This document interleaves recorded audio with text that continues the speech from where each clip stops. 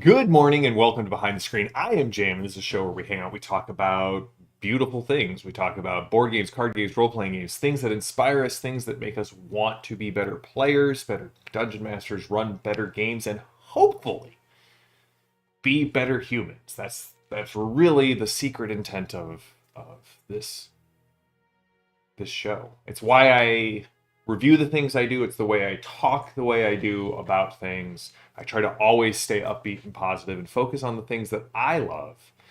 Uh, fun, fun little anecdote from my life. I took my son to his first night of Taekwondo last night, and I'm sitting and talking with the Grand Master there, and we're kind of, just doing the little chit chat thing while we're waiting for everything to come together. Got to pay for the uniform and all of this. And he was like, "Oh, how does your son know this other student?" I'm like, "Oh, well, they go to school together and they play games together." And the guy's like, "Oh, very cool, video games. That'll be, good. Taekwondo will be good for them." I'm like, "Actually, no, they play role playing games. I write role playing games for a living, and um, they met in the Savage Worlds Club that I did." And normally when I say this, people are like, "Oh, so like video games?" And this guy's eyes lit up and he's like, "What are we talking about? Modules, campaign setting, rule sets?" And turns out this guy, he's probably a decade older than me, maybe 15 years older than me. He's like a huge gaming nerd, runs his own Taekwondo studio. Apparently, there's between all of the different families that are part of this Taekwondo studio, there are like 3 or 4 campaigns that are going on. And I'm wearing this hat. This is important to the story because he's like, "Yeah, I played a lot of games that you probably haven't heard of." I was like, "Oh, well, try me." And he's like, "Oh, well, I'm a huge fan of like Stormbringer and RuneQuest." I was like, "My man, I'm literally wearing my Chaosium hat. Like, I have the Stormbringer first edition box set. I've also got the fourth edition book." And so we hit it off, and I, being the extrovert that I am, made a new gaming friend with the head of my son's Taekwondo dojo. So awesome. Big thanks to Tinker Hellraiser. She is putting together the final touches on the behind the screen overlay, and this Black Lodge Games interview that I did is going live this week, hopefully sooner rather than later, and I'm very excited about that. Hope to have those guys back on. I have become a huge fan of Black Lodge Games. I don't think they would have a problem with me saying this. About half, I like a lot of what they say. Sometimes they come off a little brasher uh, than I would like, but that's fine. Like, they have a vision and a conviction about gaming, much like I do, and I love that about them. So, Nick, Matt, love your books. Can't wait to review Bloodmore when it comes out, and looking forward to having you on Beyond the Table again once I can get this first video out. Apologies that it has taken me so long. Right, John? It was super awesome. Yeah, he played first edition RuneQuest, fell in love with um, played first, second, and third, up through RuneQuest 3. D&D player, lover of Conan, and was unaware that the Robert E. Howard House is a historical spot here in Texas.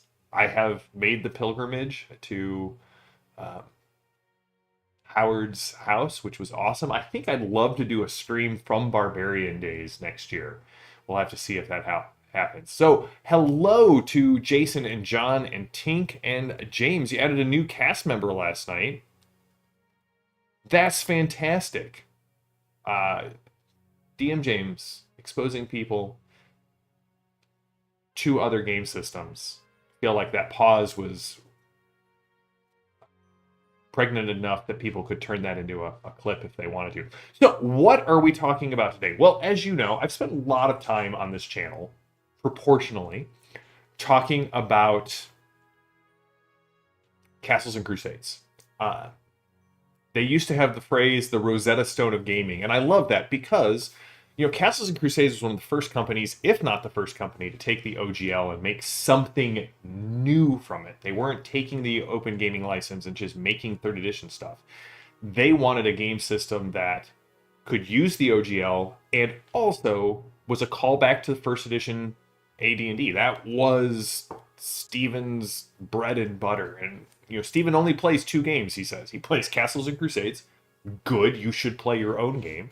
And still plays AD&D First Edition. And after the late unpleasantness, trademark John Doom, 2022, they put out their Reforged books, right? They stripped the OGL out of their books. They retitled a bunch of spells. They made Castles and Crusades its own standalone system. And I've kind of been blessed to talk with Steven quite a bit on the channel. I have a good relationship with the guys over at Troll Lord Games. I love talking with Grace and Dakota and all of them at every convention that we get to go to. Starting a little thing with Realm Builder to talk about that kind of live. And they put out a new starter set, or they put out their starter set, and I figured it would be fun to take a look at it. I've read through all of it. There's a lot of pros, a lot of pros, a couple of cons, at least from my own personal opinion. But I think this is a great way, not to bury the lead, I think it's a great way to get into Castles and Crusades.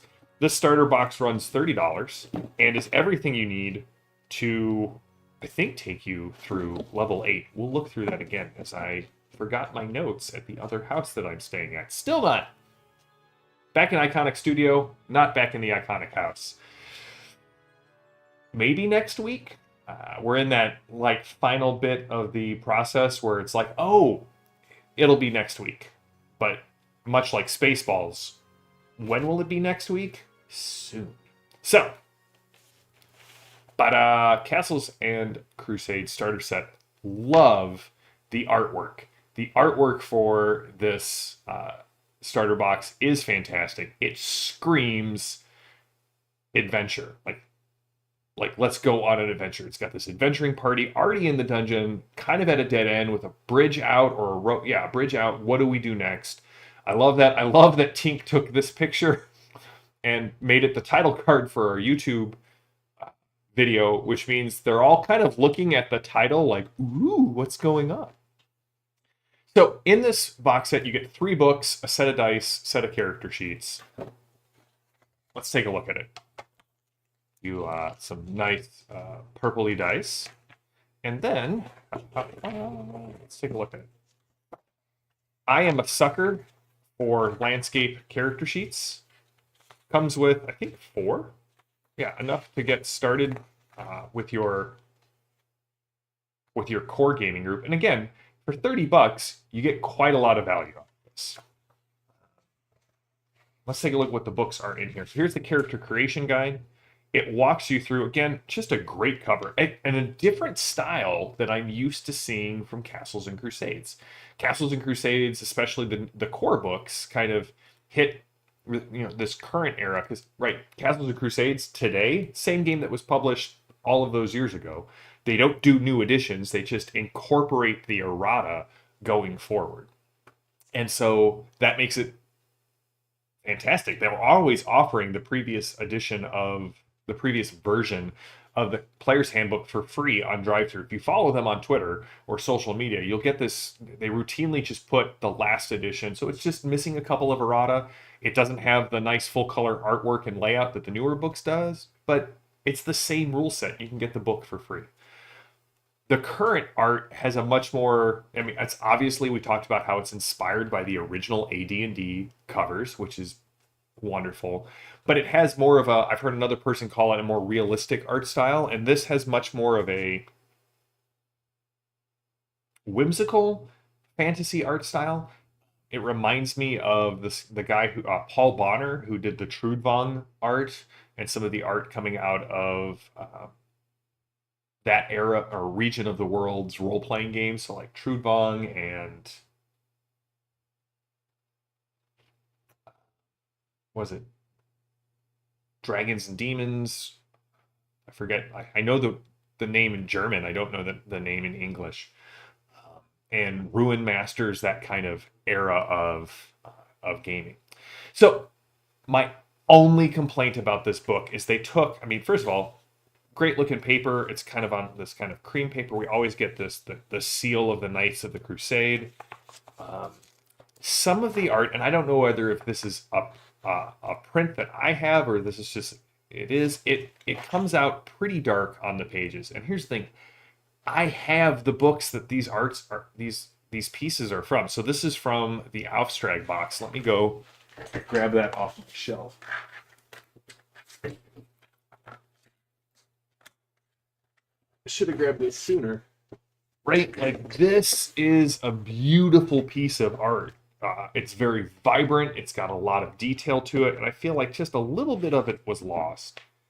But it's not the end of the world. And honestly, for a starter set, I wish we could lighten up those pictures. It's not why I come to a starter set. I come to the starter set for digestible rules and an introductory experience. And as I said before, this book kind of it takes you through level 6. Yes, Jason. Dragonbane's art, and then my brain is just gonna die. Who did the art for Tor One Ring? John. It'll come to me. I love his art because he really leaned into kind of the Beowulf early Iron Age aesthetic, as opposed to the more traditional kind of plate mail and high crested helms that we kind of see in the second edition. So you get an introduction adventure, solo adventure. It is a unique hybrid between a like choose your own adventure kind of, hey, roll the dice, see how this solo adventure works, like we see in like Chaosium starter sets, and a extended example of play that we would see in most role-playing games. So I think they took the time to try and come up with something unique to engage new players, to say, hey, here's how you play Castles and Crusades. As somebody who knows how to play Castles and Crusades, and again, I may not be the target market for this because, again, I know how to play Castles and Crusades. I love this. But it's an extended how to play, but instead of kind of the omniscient third person that we see where it kind of jumps between the GM and the players, it really is like the author of this is talking to you, walking you through your first session while not actually having you roll anything. So I think it would be a much more conversational tone for introducing new players, especially if you're like, hey, I want to get into gaming. I don't want to do 5th edition. I want to do something unique, or I want something that kind of is between the old school of AD&D and the new school of 5th edition. But the writer of this, Jeremy Farkas, did a great job. Like, I think this is a great introduction to the rules. And again, this is a 56-page book that has reference tables. It has just enough spells to get you going. It's got the equipment, and a 2-page explanation on combat, the races, and just the 4 core classes. So cleric, wizard, fighter, and thief.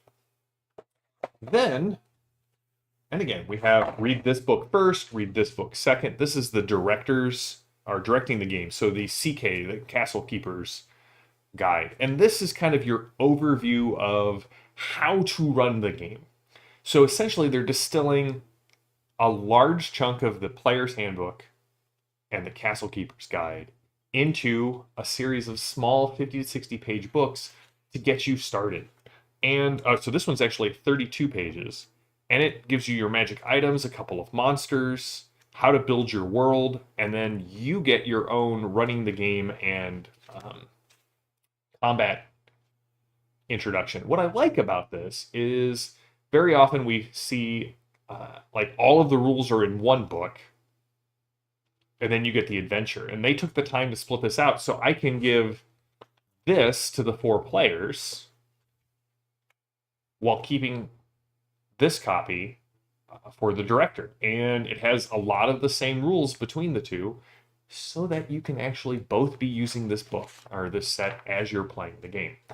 And then you get a adventure that's 22 pages called Into the Dark. And this is kind of hearkening back to the things I love about Hyperborea modules or the older school AD&D modules like Village of Hamlet. This is the map of the region. You get a starting location, you get a number of small adventure sites, and then you get the main cave dungeon crawl.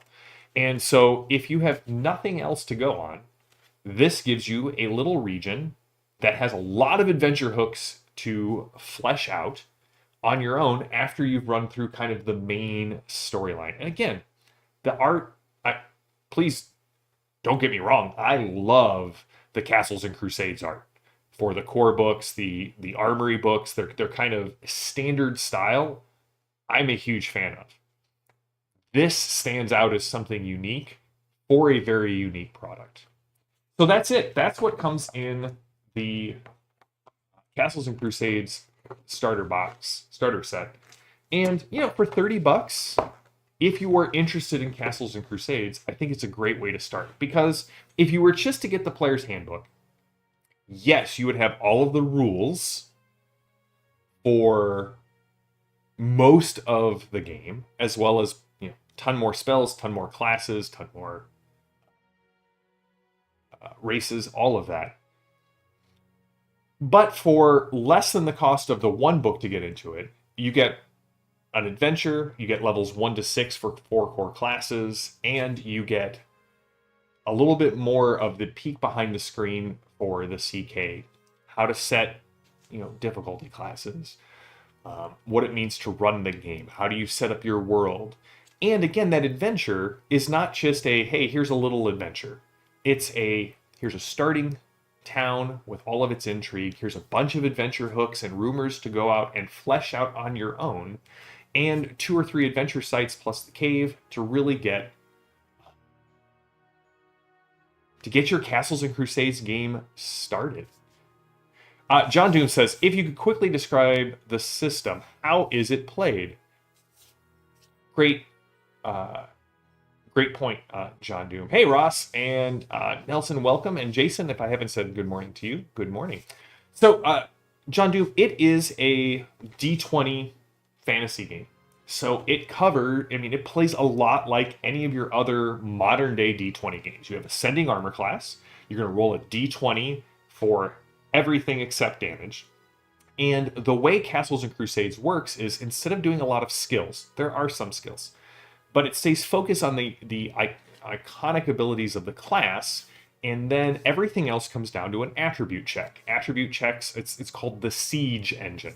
So you have your 6 standard attributes: strength, dex, con, wisdom, intelligence, and charisma. If you are most adventurers who are demi-humans, so who are not human, 2 of those attributes are going to be what are called prime attributes, 1 from your class, 1 of your choice. If you're a human, you get 3 of them, so half of your abilities are prime attributes. And what that really comes down to is when the GM, or the CK, the Castle Keeper, sets up a scenario where the dice need to be rolled. Say we're trying to get past a door. And in my head, I'm going, all right, so this is going to be, we'll call it a level 2 challenge to kick down the door, and maybe the lock is like a level 3 challenge. So essentially, I'm going to say, hey, this door is in front of you. How are you getting past it? If somebody wants to kick down the door, well, that's a strength check, clearly. Now, if that attribute is prime for you, that sets the base difficulty at 12 plus the difficulty of the challenge. So if I said the door was a challenge 2, you're going to roll your d20, you're going to add your attribute, and if your class would allow it, which I would allow, like a fighter, like kicking down doors is part of your job, you could add your class level to that, and you would need to get 12 plus 2, 14 or higher. Now, if the wizard wants to kick down the door, and he doesn't have intelligence or strength as a prime attribute, it's a secondary attribute, which sets the base difficulty class of everything they do for that at 18 plus the challenge number. And wizards obviously aren't, kicking down doors doesn't necessarily fall under their purview, so they need to, with just their strength modifier, get a 20 or higher, 18 plus 2. So As a human, getting 3 of your attributes, half of your attributes start at a difficulty 12 as opposed to a difficulty 18. That's a huge advantage for being a human. Combat is D20 fantasy game combat. D20 plus your strength or dex plus your attack bonus versus AC. First one to reduce your opponent's bag of hit points to 0 wins the fight. That's it. That's Castles and Crusades in what, a minute and a half? It's familiar to anyone who has played any version of Dungeons and Dragons because the aesthetic and the play style is first edition AD&D. It's going into dungeons, killing the monsters, coming back out, pushing back chaos, establishing your keep, fighting back the darkness, winning and saving the world. But it incorporates a lot of the mechanical things that people like from the later editions of Dungeons & Dragons. Ascending AC. A little bit more robust characters. Not to the point of 5th edition, but kind of like a hybrid of 1st and 3rd edition. You start off a little bit more powerful, but you end up capping your hit points at 9th level. They go up much slower. After 9th level, you're getting 1 to 2 hit points as opposed to keeping to roll your hit dice. You still have the fancy and magic system. You still have cool monsters. They keep expanding the amount of classes you have. That's another thing that they're taking out of the newer versions of Dungeons and Dragons. In this game box set, you get 4. In the core, I think you get 12 to 16, and then with the new Adventurer's Backpack, they just keep expanding the classes that are available, and they're all very unique. No, so I would say that Castles and Crusades very much starts off with the, hey, you've just finished your wizard apprenticeship, your thieves apprenticeship, or you're the, soldier or farmer who just picked up their first sword, and you end as Batman, as opposed to starting as Batman and ending as Superman, if you will, on the 5e scale. So yeah, I like that. It still has the same unified D20 mechanic, John, without the skill system. Kind of stripping it down so it's like, hey, if your class applies, you get to add your class level. Otherwise, it's just a D20 roll plus your attribute. Saves work the same way. And as the CK, I'm remembering 2 numbers. And as the players, you're basically remembering 2 numbers until combat hits, right? If it's a primary roll, my DC is 12 plus whatever the difficulty of the check is. If it's a secondary ability, it's 18 plus whatever the check is. So, hey, Steve, good to see you as well. So that's it. This is a Castles and Crusades week. I've got 2 more books to look at on Thursday. They just put out what's called the Armory books. And one is, they're both equipment guides, but in a really unique and kind of cool way. Can't wait to talk about both of them. John Doom, you never need to worry about that. We talked about beauty, but for me, part of the beauty is the enjoyment of the game. And the system math makes it really easy to explain and bring people up to speed. One of the other cool things that I don't talk about nearly enough, and I don't think Castles and Crusades and Troll Lord Games talks about nearly enough, they offer a 50% discount if you served in the military. So veterans, once you get verified on their system, you enjoy a massive discount on Castles and Crusades and Amazing Adventures. So anything from Troll Lord Games. They are in the process. They make everything themselves in the USA. They're in the process of building a factory to publish role-playing books that will be publishing Troll Lord Games books. But also they have talked about expanding that out to other people in the US who are wanting to publish books and role-playing books and helping bootstrap people here in the US to be able to produce their own books in the US.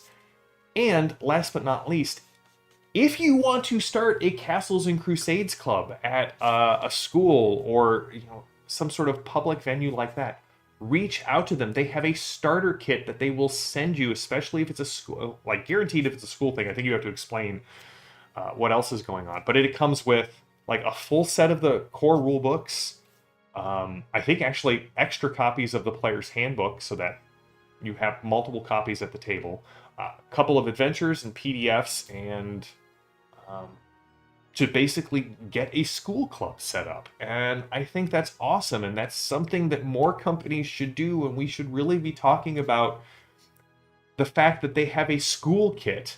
So if you're a teacher, if you're an educator, if you're a parent who wants to volunteer time at their kids' school to run a role-playing club, reach out to Troll Lord Games. They want to send you stuff so that you can spread role-playing goodness throughout the world. Steve, I'm with you. 4 character sheets. I understand why they did it. I would love to have had like a pad of them. I wish they would offer a pad of these. Steve, Grace, anybody at Troll Lord Games, if you're listening to this, make a pad of character sheets, with a little just tear off, and we would buy them. At least Steve and I would buy them. I don't know who else would buy them, but we want more character sheets, nice character sheets like this that we can just use. I do know that they just put out nice updated fillable PDFs of character sheets for, I think, 6 classes. I'll put a link in the show notes to that. I love character sheet pads too, John Doom. I wish more people would do that, because there's just something satisfying about filling out a character sheet and then tearing it out and having it ready to go. So that's it. That's all I have for today. Thanks to all of you guys in the chat. Thanks to everybody who watches. I will be back on Thursday with more Castles and Crusades and Behind the Screen. And until then, stay safe, stay healthy, stay gaming. I am JM. This has been Behind the Screen, and I will see you all later. Until then, have a good one, everybody.